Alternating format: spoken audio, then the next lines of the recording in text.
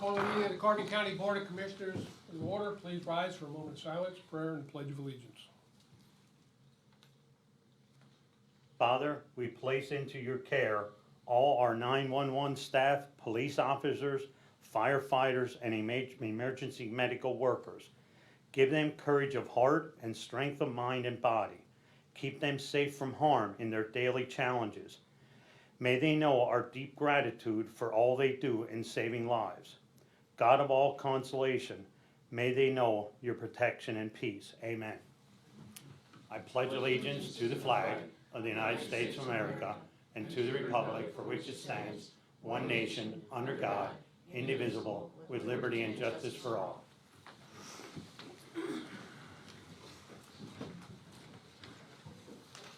These proceedings are being recorded for the sole purpose of preparing accurate written minutes. Recordings are overwritten following approval of the minutes, eliminating all unofficial records of these proceedings. The first item is the approval of the minutes of the previous meeting held March 30th, 2023, noting a correction to the expenditures through the general fund clearing account dated March 30th, 2023. Check numbers should be 235158 through 235244. Motion approved with change. Second. Mr. Honor? Yes. Mr. Lukasevich? Yes. Mr. Notstein? Yes. Are there any guests concerning county business this time? Hearing none, we'll move on. Next item is the proclamation number 2023-004, National Public Safety Telecommunicators Week, April 9th through the 15th, 2023. Need a motion to adopt? Motion adopted. Second. Mr. Honor? Yes. Mr. Lukasevich? Yes. Mr. Notstein? Yes.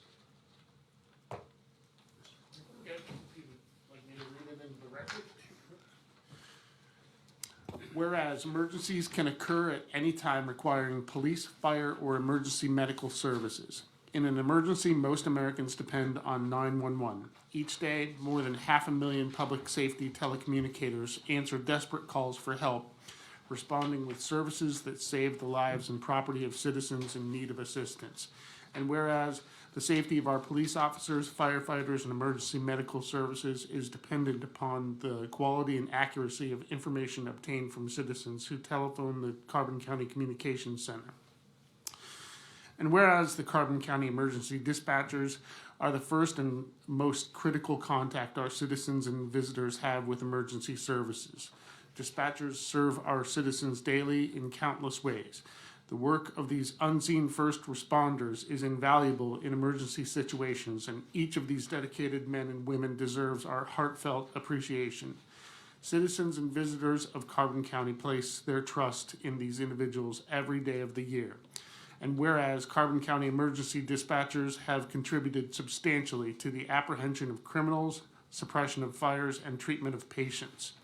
And whereas each Carbon County emergency dispatcher has exhibited compassion, understanding, and professionalism during the performance of their job in the past year.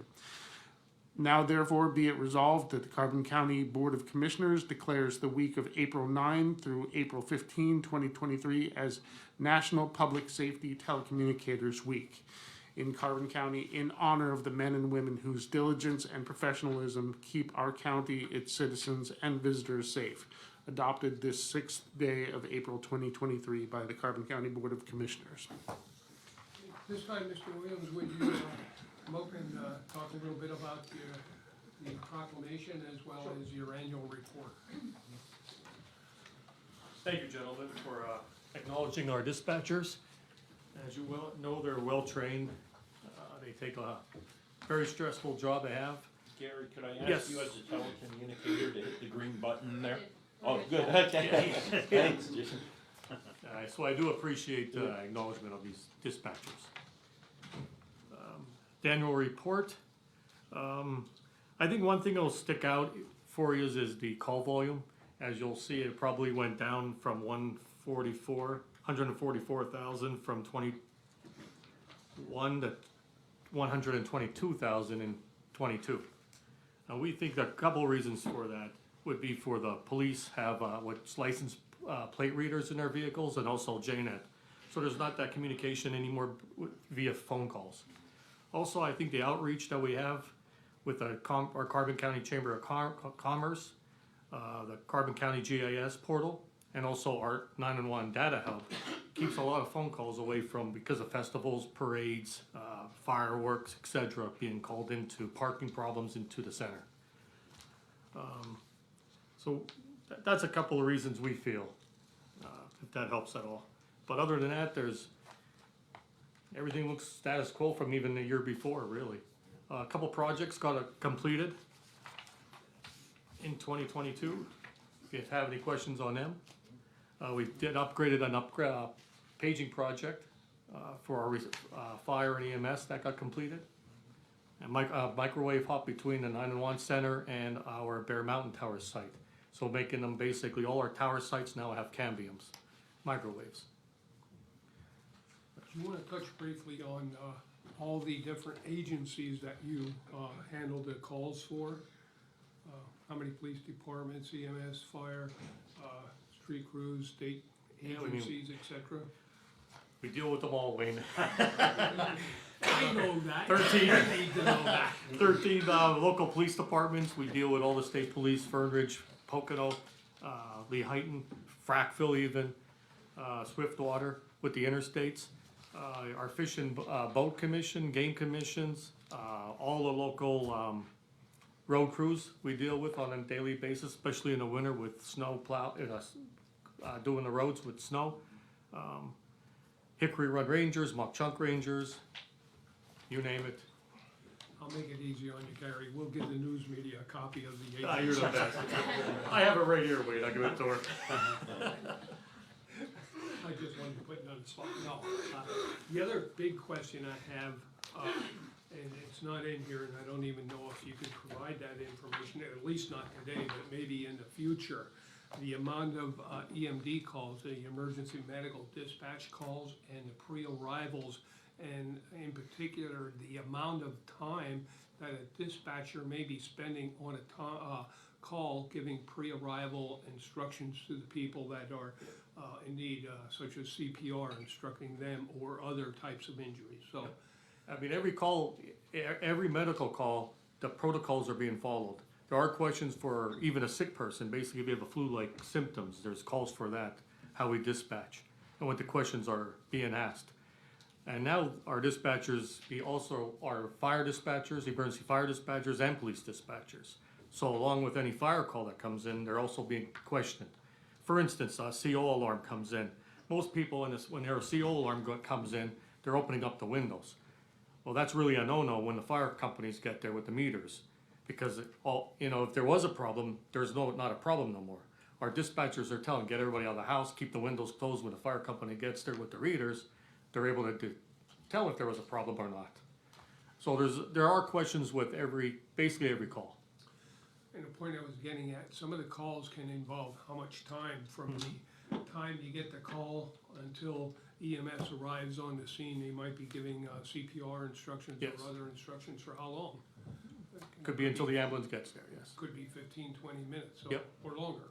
Correct. So, Yeah, Gary, I'll make a couple comments. First and foremost, thanks to you and the telecommunicators who really synchronize and coordinate the dispatching, of first responders throughout Carbon County. I think while we had a 20,000 call decrease, the fact is about every 4 minutes and 20 seconds, 24/7, calls are being answered on average. That's pretty incredible to be under that constant deluge of calls. And again, the length of calls is pretty notable. CCAP, the County Commissioners Association of yesterday, County Commissioners Association yesterday did host a call discussing Governor Shapiro's 23-24 budget and the concern with the sunsetting of the 911 in 31 January 2024. And it does seem like, at least on the surface, there is a good plan to Yes. get that resolved, to include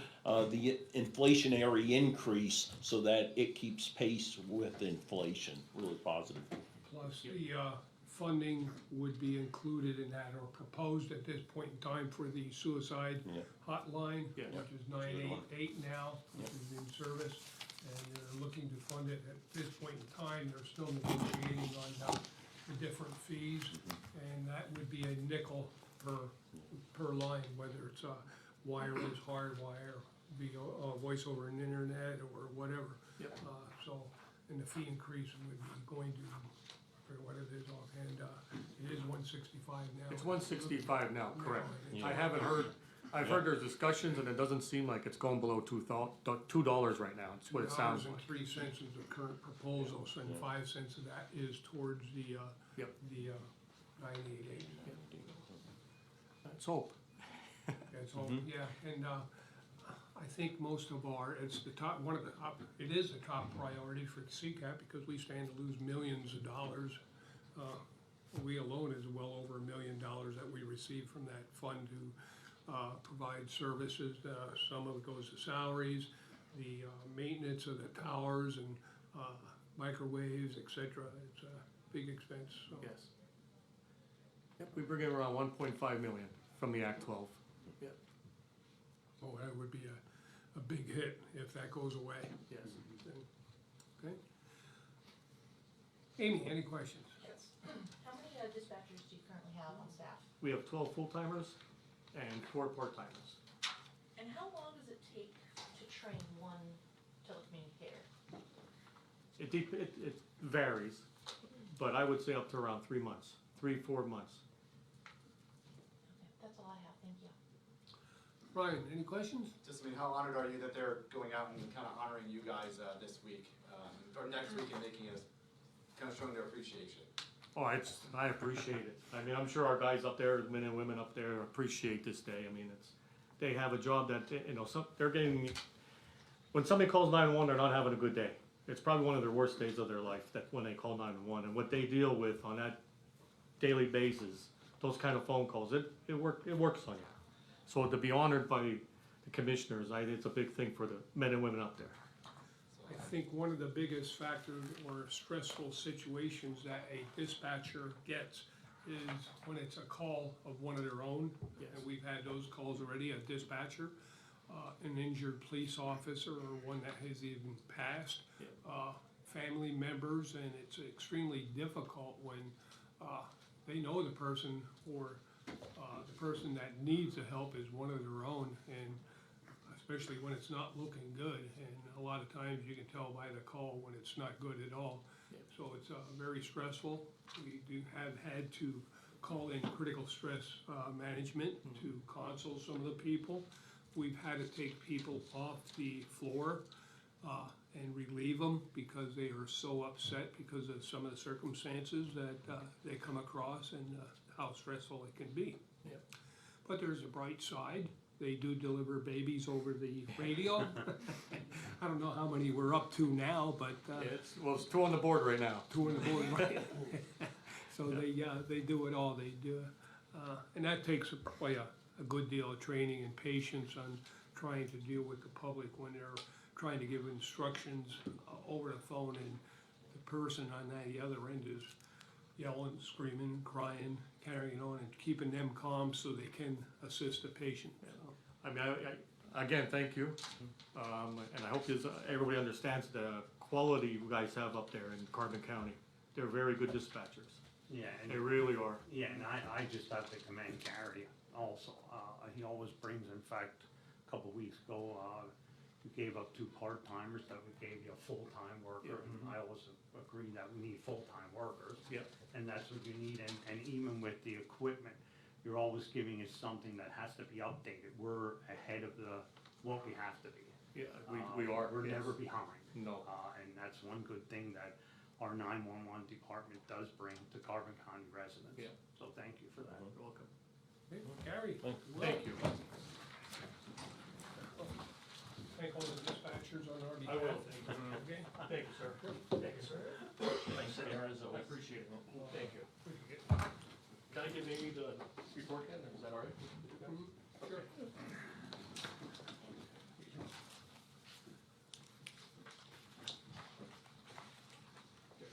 you. See you guys. item is the opening of bids, CDBG projects. The first one is Lansford Borough, street improvements, Grimble Wall replacement and street reconstruction as necessary, fiscal year 2019-2020. There were no bids received. So next week's agenda, we'll have to put on there to re-advertise. You could do it now if you'd like. It would save the time if the director of planning finds that, you know, he doesn't have to make All right, any I'll adjustments. make the motion to re-advertise then. I'll second. Mr. Honor? Yes. Mr. Lukasevich? Yes. Mr. Notstein? Yes. Next one is Palmerton Borough street improvements, reconstruct and pave Railroad Alley and Spelter Road, fiscal year 2019-2020.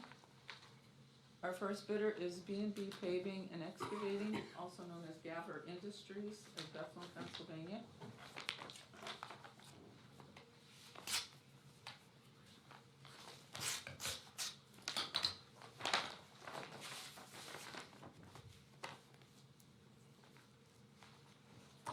The total amount bid, $181,661.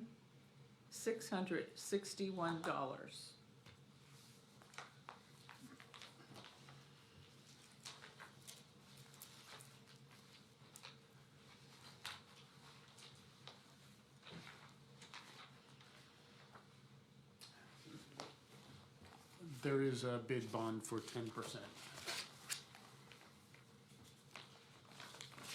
And the next bidder is Bruce George Paving and Excavating out of Cooperstown, Pennsylvania.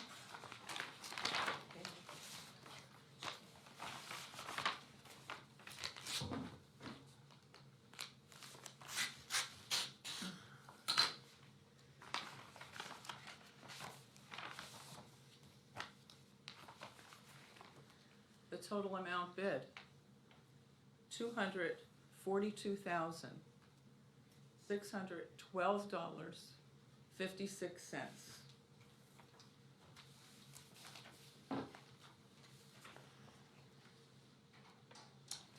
And there is likewise a bid for 10% of the total bid.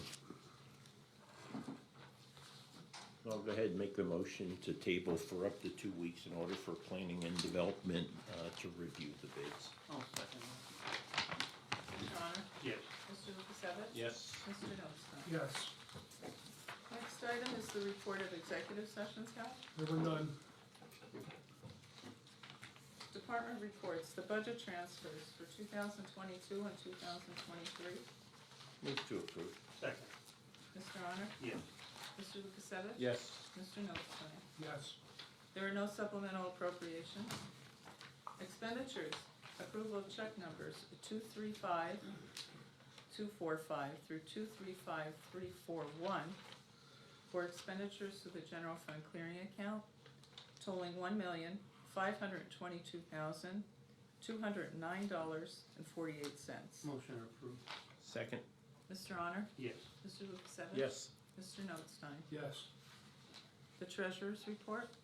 Move to accept. Second. Mr. Honor? Yes. Mr. Lukasevich? Yes. Mr. Notstein? Yes. At this time, we'll recess our commissioners' meeting, and I'll call the monthly meeting of the salary board to order. The first item is the approval of the minutes of the salary board meeting held March 2nd, 2023, and reconvened March 9th, 2023. Motion approved. Second. Mr. Severcek? Yes. Mr. Honor? Yes. Mr. Lukasevich? Yes. Mr. Notstein? Yes. Are there any guests concerning salary board business? Hearing none, we'll move on. The report of executive sessions held. There was none. Commissioner's office. Change the rate of one assistant chief clerk office manager from $27.45 per hour, a grade S7 step K, to $25.49 per hour, grade S7 step H, effective April 15th, 2023. Motion to change the rate. Second. Mr. Severcek? Yes. Mr. Honor? Yes. Mr. Lukasevich? Yes. Mr. Notstein? Yes. Abolish the position of one assistant chief clerk office manager trainee at $25.49 per hour, grade S7, step H, effective April 15th, 2023. Move to abolish. Second. Mr. Severcek? Yes. Mr. Honor? Yes. Mr. Lukasevich? Yes. Mr. Notstein? Yes. Tax assessment, change the rate of one assistant chief assessor from $20.70 per hour, grade 8, step F, to $18.29 per hour, grade 8, step A, effective April 7th, 2023. Motion to change the rate? Second. Mr. Severcek? Yes. Mr. Honor? Yes. Mr. Lukasevich? Yes. Mr. Notstein? Yes.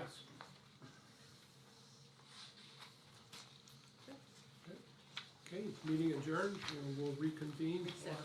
Adjourn to reset, adjourn till next week, You do, okay. remember? We'll recess till next week. I won't even flew past me. Okay. Meeting recessed, we'll now reconvene here. Commissioners.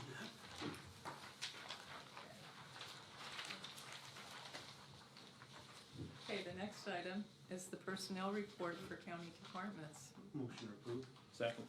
Mr. Honor? Yes. Mr. Lukasevich? Yes. Mr. Notstein? Yes. The acknowledgements for courts and row offices. Move to acknowledge. Second. Mr. Honor? Yes. Mr. Lukasevich? Yes. Mr. Notstein? Yes. Correspondence was received as listed. Copies will be made available to the press upon request. Advertising. For approval, authorize the advertisement of the first public hearing notice and Zoom meetings regarding the fiscal year 2023 CDBG funds and application for entitlement and non-entitlement communities. Move to approve. Second. Mr. Honor? Yes. Mr. Lukasevich? Yes. Mr. Notstein? Yes. A service agreement for approval and execution. Agreement with Penn Power Group LLC doing business as Penn Power Systems of Fleetwood, Pennsylvania, to perform annual inspections on 12 county generators at various sites at a cost of $4,150 per year. Additional charges for oil and coolant samples as well as emergency repairs. The term is April 1, 2023 to March 31st, 2025. Move to approve and execute. Second. Mr. Honor? Yes. Mr. Lukasevich? Yes. Mr. Notstein? Yes. The solicitor's report? Thank you. For, under used vehicles, seeking, motion to adopt a resolution authorizing the disposition of used vehicles. Move to adopt. Second. Mr. Honor? Yes. Mr. Lukasevich? Yes. Mr. Notstein? Yes. And seeking a motion to adopt a proclamation designating the month of April 2023 as Pennsylvania 811 Safe Digging Month. Move to adopt. Second. Mr. Honor? Yes. Mr. Lukasevich? Yes. Mr. Notstein? Yes. And would you like for me to read that into the record? Would you, sir? Okay. Whereas the month of April 2023 is recognized as Pennsylvania 811 Safe Digging Month, and the initiative sponsored by Pennsylvania 811, a utility notification information center with over 50 years of continuous service to the Commonwealth of Pennsylvania. And whereas Pennsylvania 811 received over 1 million excavation notifications in 2022 and transmitted approximately 6.8 million notifications to their member facility owners and operators, allowing essential utility and construction crews to provide vital underground services and repair of critical infrastructure to communities throughout Pennsylvania. And whereas when contacting 811 at least 3 business days before digging, a homeowner or contractor is connected to a unique service that notifies the appropriate underground utility operators in the municipality in which the work will be performed. And whereas by notifying 811 of their intent to dig, the homeowner or contractor is knowingly helping to protect the underground utilities themselves, the work crew, and their neighbors from any unsafe digging practices within their community.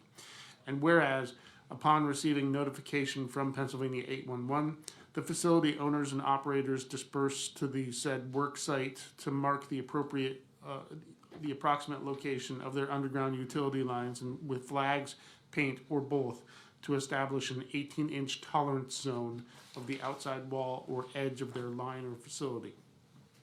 Now, therefore, be it resolved that the Carbon County Board of Commissioners does hereby support the Pennsylvania Underground Utility Line Protection Law, Pennsylvania Act 287 of 1974, as amended, and do hereby proclaim April 2023 as Pennsylvania 811 Safe Digging Month, and encourage all Pennsylvanians to visit the Pennsylvania 811 website at www.pa1call.org for information about digging safely. Adopted by the Carbon County Board of Commissioners this 6th day of April 2023. Any further business? Commissioners' reports, Mr. Honor? I guess I'll give a little bit of report on our damages. At the 44 building, we're still working on that. It's not as extensive of what happened here, but the building here at the administration building, the base bid came in to do the work here at $161,082. There's alternate bid on that for working at night or on weekends, depending on how we can fit it into the schedule. There was very little damage to the furniture and IT equipment for approximately maybe $4,000. But with the loss of wages that we had for sending people home, that came up to $18,064. The estimate total of that is $232,952.20. That includes an extensive renovation of ceiling tiles, flooring, paint, minor HVAC, electrical work. And this has to all go through the adjuster and P-Corps, which is our insurance, and to work out if these numbers are correct before we would get payment and start on this. So we're waiting for that to try to figure out how we can do the project. And some of these things like that added addition for that 43,000, we don't really know if that's what it's gonna be. I mean, that's just an estimate, but that's what they're gonna project for us. And are we gonna have to have people coming in at night? You know, some of the things we can do during the day, but that's something we'll have to work out, once we get this all approved. The elevator, I know everybody's worried about the elevator. I think as of today, they're getting close to hooking the car up to the piston, but then it has to be inspected yet, so I'm praying for next week that's gonna be done. But I mean, it's getting closer, but it's almost like to the point that we have to wait for the inspector, because it has to be inspected before it gets in use. I don't think I have anything else. I mean, there's not much more to say about this building. I mean, it's a lot of money, and thank God we got insurance and we have a low deductible. But I'm sure somewhere along the line, we're gonna pay for it in the future with our fee, see what happens. But I said, I have to credit like the adjuster and the insurance company. They worked very well. And if something looked like it was wet, they were replacing it, mold's a big thing. And they were on top of it. So I have to commend both of them. And it was Crawford, that was the adjusters that did the project here. That's it. Commissioner Lukasovich? Yeah, two items. First and foremost, at 1:45 on Tuesday, 4 April, the Board of Commissioners concluded the purchase of the 45 acres, formerly the Canic property, that parallels Lentz Trail from the Summit Hill line to about 200 yards past the Breasted Dam. And I would emphasize that it's a clear demonstration of our commitment to preserve Mock Chunk Lake Park and the outdoor recreational facility that is utilized by many county residents and visitors alike. Secondly, Tuesday, April 11th, starting at 3 p.m. in the Bureau of Elections office at 44 Susquehanna Street, the Board of Elections will conduct the public test of the central tabulating equipment. That's referred to as logic and accuracy testing. This testing is a series of pre-election steps intended to ensure that ballot scanners, ballot marking devices, and any component of the county certified voting system are properly configured and in good working order prior to being used in the elections. And these steps will include every protocol that the counties use in the actual election. And importantly, I'd emphasize, this will be the first time in county history that we're gonna actually live stream that action taking place as a demonstration of a further commitment to transparency and increasing citizen confidence in our voting process, and particularly the technology that facilitates fair, transparent elections while maintaining the principle of secrecy of the ballot, right? Voters and choices remain private and confidential. And then lastly, want to thank the IT guys for changing the font on the meeting will begin shortly slide that shows. It looks really good. You know, if you haven't seen it. Yeah, that's all I have. You know? Two quick items. We did talk to our solicitor here, Mr. Fricklin, about doing putting together an ordinance to implement the Act 152 for blight. And in talking to Senator Argle's office this morning, you know, that's gonna help us to leverage additional funding at a pretty good amount, I hope, or by all the indications, to help the local municipalities with the local programs. So again, they're gonna have to have their blight programs in place. They're gonna have to do some match. They're gonna have to step up to the plate a little bit as well. So we are moving forward with it. Once we get an ordinance in place and our rules or anything that we would like to see, and I don't have a timeline yet, but I would say within the next couple of months we'd be able to possibly implement it with the cooperation of the Recorder of Deeds, Donna Gentile. So we are moving forward on that, and I did talk to one of the Guardianis this morning about that we are working on it. So, and then I gotta give Abby, she is a pusher. She is out there, she wants this, and that's why I'm doing it. No. She'll beat me. No, she very passionate about this, and rightfully so. If you drive through some of the communities, it's pathetic. Some of the homes and everything, and some of this was left go too long, way too long. The other thing I wanted to bring up, the Carbon County Collaborative Board is having their annual Human Services Priorities Breakfast on Friday, the 21st of April. Doors open at 8:30, breakfast at 9, and program starts at 9:30. The theme is live here, work here, keep Carbon County strong, and the speakers are gonna concentrate on focus on the issues relating to our employees or employers, keeping and filling jobs and the impact on the community, and challenges and some of the things they do for retention or recruitment for incentives. So we're up to about 90 people now, and deadline is today. You still have time, contact me, contact Cindy Lynn at AHEC, and try to get on that list. I'm shooting for at least 100 people, which is about average for that program. And I know a lot of people can't make it because of other commitments, but hopefully it'll be an enjoyable program, and this is more business related this time than it is human services. But human services provide services, and without the people, they can't provide the services. So that's all I have today. Meeting adjourned. Okay, any questions? May I just get copies of proclamations then? Sure, that's all. Brian?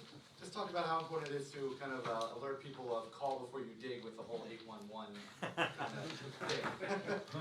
Well, I just saw watching the news this morning that Lackawanna County has done a little commercial, maybe 15-second commercial on 911, but it's extremely important that someone has a place to call, someone to talk to, without getting the run around.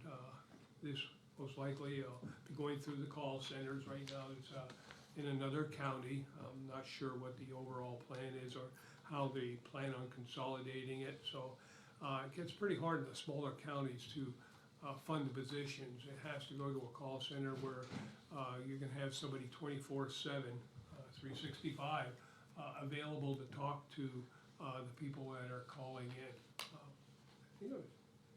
I better not say, I forget which county is currently doing it, but it is to help fund the salaries and the costs of doing that program.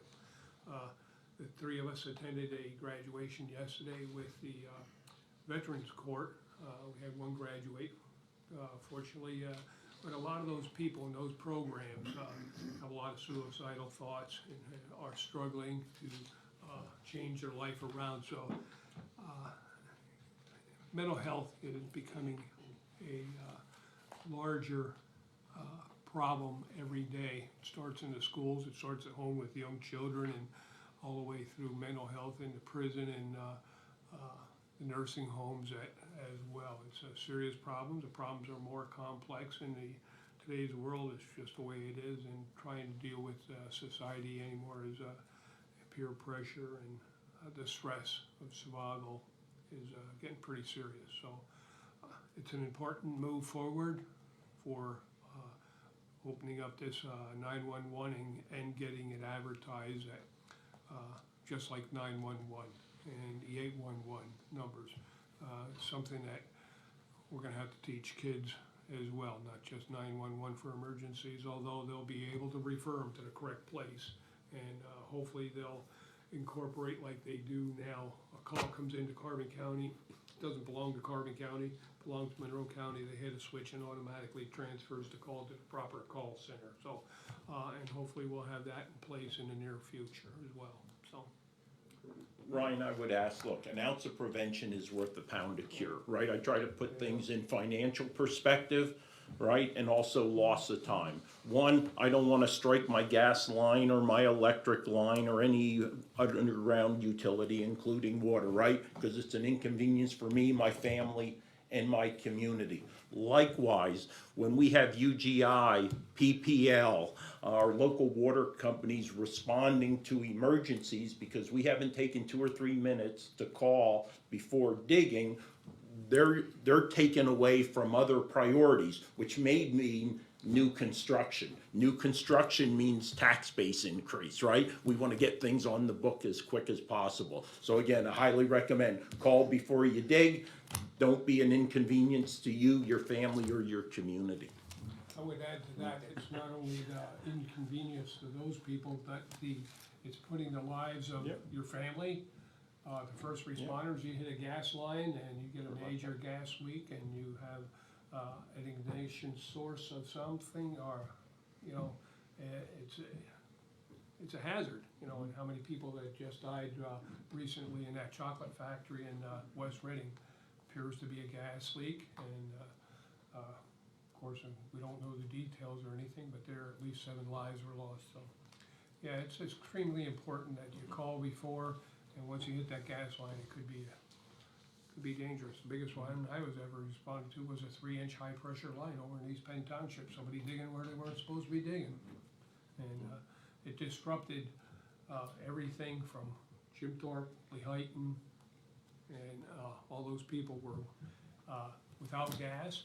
The gas company had to go out, shut down every furnace, every gas line, and then repair the leak, and then go back to every facility, every home, and relight the furnace and purge the lines, etc. So it is a time-consuming, expensive process for the gas companies as well as all the first responders. So had that happen in the middle of winter when it's about 20 degrees out, we got a problem because it takes days to reset all the furnaces and ignite them, and the gas company has to do that for safety reasons. So. Yeah, and I worked construction for 35 years.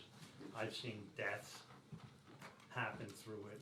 I've seen whole developments knocked out that they didn't have power for weeks.